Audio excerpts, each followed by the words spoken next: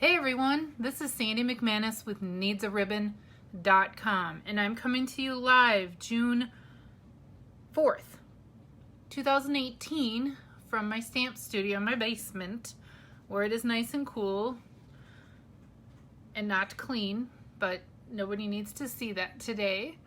It will be clean within the next week. Right now it's just kind of a disaster. Anyway, sorry. My husband's heckling me again.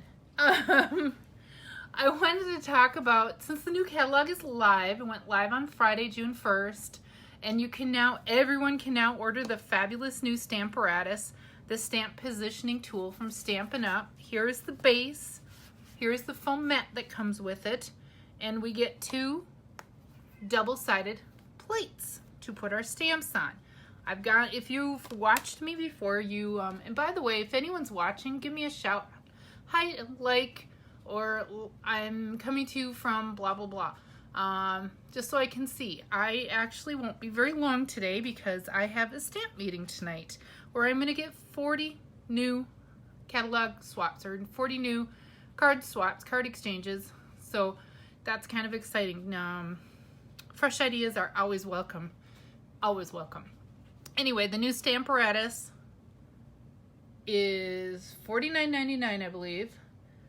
I don't remember the item number off the top of my head because, yeah, I do remember some. I can tell you that a pack of 40 sheets of Whisper White cardstock is 100730, and that black is 121045, etc., etc.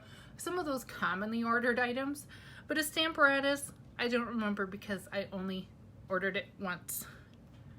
Otherwise, some of those stick with me forever. And if you ever need the number for dimensionals, it is 104430.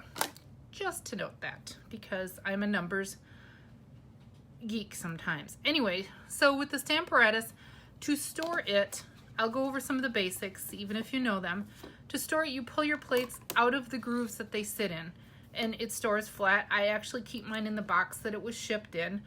It just seems to work for me now. I know people have come up with a lot of different ways to store it. The box works just fine for me now. To stick them in, line them up straight down, perpendicular to the base, and there you go. And that's how they hinge in. Like that. Whee! They're like wings. Okay, so today I wanted to show you a little tip, and I will keep introducing new things as I learn new things too. I'm going to be using the Nature's Poem Bundle, which is on page 143 of the catalog. And the stamp set, it's a bundle, and here's the stamp set. It's called Rooted in Nature, and you get 16 total stamps. And I still keep saying that looks like a mushroom. I know it's a tree ring. Still, in certain colors, it looks like a mushroom to me. That's just my vivid imagination working. But you get all these lovely images, including one. This is not a distinctive being the new trademarked, copyrighted, whatever stuff from Stampin' Up that gives you photoreal images. But gosh, it sure looks like it could be that new style of stamp that we have. It does stamp beautifully. And then the bundle comes with the dies, and there are 12 dies in the pack, and here they are. They cut out various images from here. This one cuts out this one, and this cuts out these two trees. You get the picture. They cut out the various images. I'm going to use the die that cuts out this, the big, I think that's an oak tree. I actually studied forestry in college, took a couple classes. I remember very little because that was a couple decades ago, but I should know it. My professor would be very disappointed if I didn't remember, but that is neither here nor there. Because it is a red rubber stamp, we do not need this foam thing in there. That's for the photopolymer that don't have that extra squishy gap. So we can take that out. And what I'm going to do is position this We'll go with somewhere in the middle. I'm trying to avoid going in the corner too much because there has been some problems with, and I'm using washi tape instead of our magnets. I did this last week and made 40 of them, and the washi tape, whoops, I kind of taped it back on itself, works just fine too for what I'm doing for this purpose. So I cut this image out first with the framelit, and if you're just joining me, give me a shout. I'm showing some tips on the Stamparatus.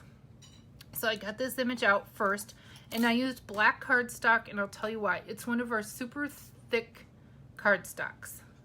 Our Whisper White and very vanilla cardstocks are, I mean, they're actually very, very dense, but they come off feeling thinner. I feel our black and our crumb cake feel like the thickest weighted, even though they're all weighted the same, cardstock. So I use the black, and if you've ever had to score the black, you know what I mean. It just is more heavy duty feeling. Part of that is sometimes the dyes that they have to use cause that. So as you can see, so I cut out the negative, we're using the negative image there. That's the terminology I was looking for. And this is what I'm going to stamp. And I want to, my stamp is clean, so I can feel comfortable doing this. We'll line it up like this.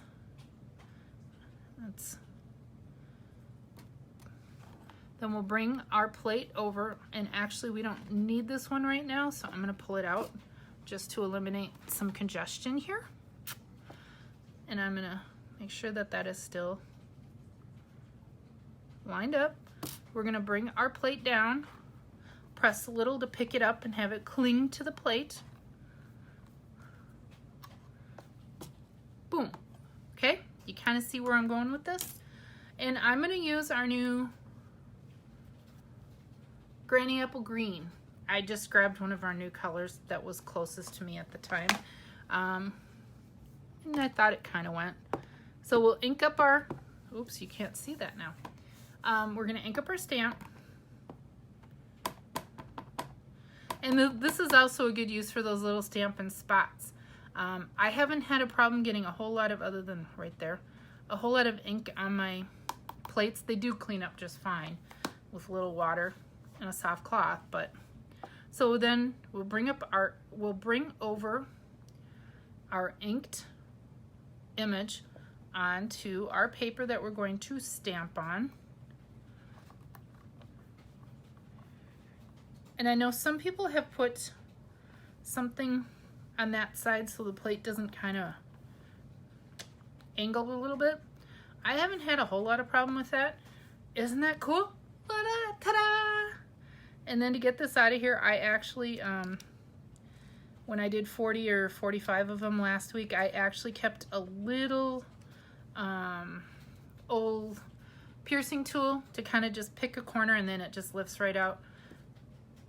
Isn't that beautiful? Let's do that again. So I've cut my image out, and if you're just joining me, give me a wave. Cut my image out of black cardstock, just again because of the weight of it. I put my, and then I had to cut out more images, of course. So I'm using the negative and the positive image. And we have our stamp over here. I'm gonna go ink it up.